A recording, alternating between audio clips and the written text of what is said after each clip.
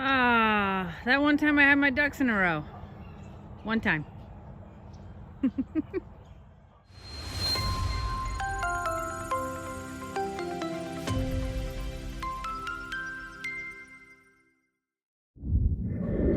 Okay, in all seriousness, these babies are 2 weeks old, and despite almost losing one, that whole number 17, they are still here with us. And they make their way every day from the back to the pond several times, and they are loving life. And Louise has turned out to be the most amazing mom. And all I can think about is last year when she disappeared, she must have gone to have babies somewhere, because she's a pro. I've never seen a mom like this on the farm. No animal here has the mom skills that Louise has. It is a mystery. I don't know how she's able to keep them all a secret, hatch them all, keep them alive, fed. They're growing like weeds, y'all, like weeds. Pablo's here to greet them. How sweet is that? As I turned on my camera, I watched him fly around the front to meet them out here. Pablo, don't make a flyer out of me. What, you just wanted to greet them? You weren't coming to tell them hello? Oh, he came for a little dip and dinner. Dip and dinner. Louise is like, I'd love to take a dip in the pool and have dinner and not worry so much about all the things. I get it, Louise. Every mom on earth gets it. This is a mom thing. No, guys, I really mean it. There are 17 baby ducklings doing exceptionally well here under the care of Louise. They are full on healthy.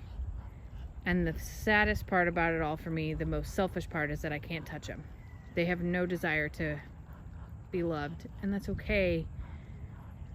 But I still want to love them. I still want to hold them and squeeze them and let them crawl all over me. So I'm working on earning their trust. Now, Louise wasn't born here, and she's not a handled duck for that matter either. So I get it, but I want it to be different. I want them to want love. I know. They're probably safer that I don't, and that's okay. But yeah, 17 babies. Somebody said today, Jamie, when are you gonna name them all? Look, it takes me like 10 attempts to count them all because they move so fast and do all of their own thing. I don't know how I'm gonna name all 17. The fact, I just have number 17 named. Hi, Hucky. What are you coming over here for? You need to be in a video? You need love?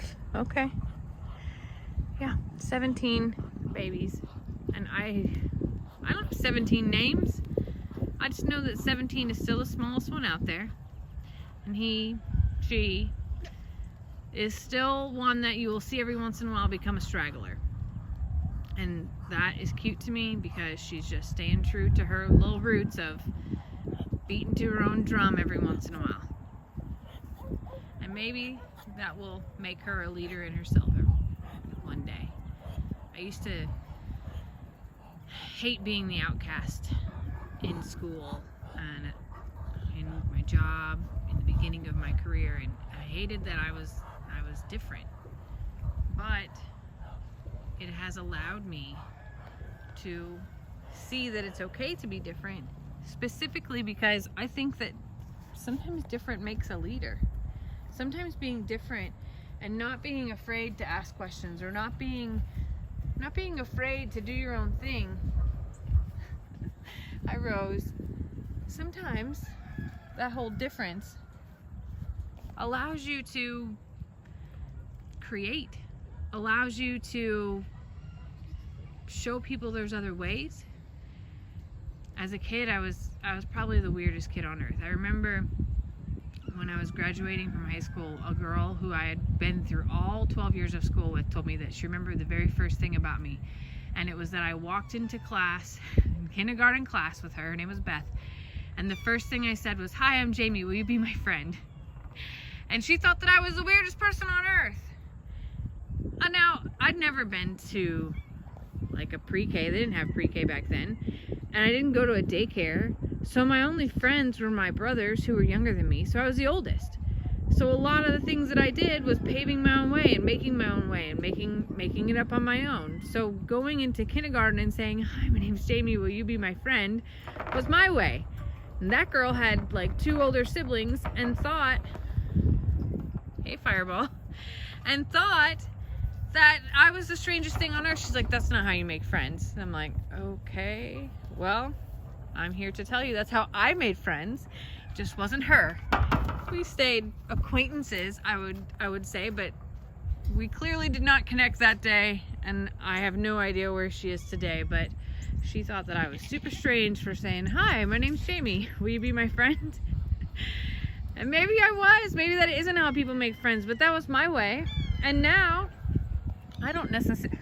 Fireball! I'm trying to make a very serious video here. I know you beat your own drum too.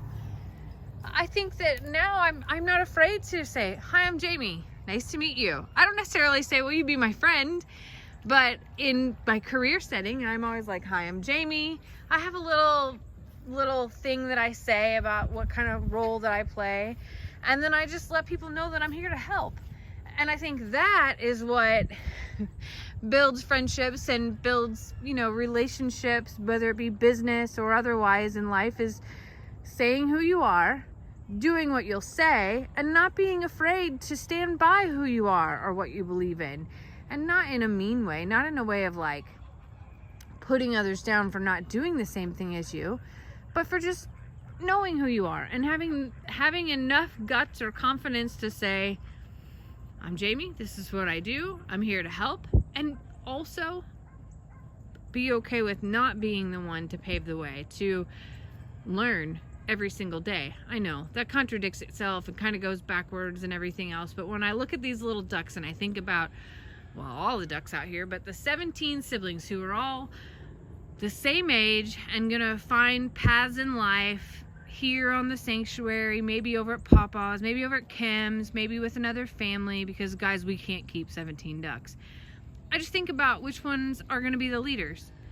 What makes them a leader? What makes them be a follower? What makes them be okay with, just doing what everyone else does? Or what makes them become an Aunt Lydia to know enough to stand back and watch and wait for her turn to become the leader? I don't know what's in animals or humans, but I love to watch it evolve. And that is one thing I can say about farm life, is that even in these goats, even in that pig down there, I know that I have watched their personalities grow. Yes, baby, you too. I have watched their personalities grow and watched them evolve. I have watched you. I did. I watched each one of you. I know we don't talk about it a lot, but it's real. Rose, I know. Okay? I know that you are not a follower. You are a leader, but you like your space too. I get that. I actually would say that that's kind of like being an extroverted introvert. I kind of think that's who I am. I'm perfectly comfortable in my own skin to say who I am and to introduce myself, but when it gets to be 2 people, I kind of revert back and just need my space at the same time. I'm really complicated. It's a wonder that Lester can even cope with me or tries to figure it out. Maybe he doesn't try to figure anything out. He just rolls with it and is like, well, she'll either tell me what she needs or she won't, and we'll just figure it out together. That's with everybody though, guys. It is a, oh my gosh. Brady, I'm sitting here trying to video ducks and you're, there. How about that? There. I'm trying to video, my nails are gross. My fingers are dirty. Okay. I'm videoing ducks and trying really hard to avoid body parts that are just not so pretty.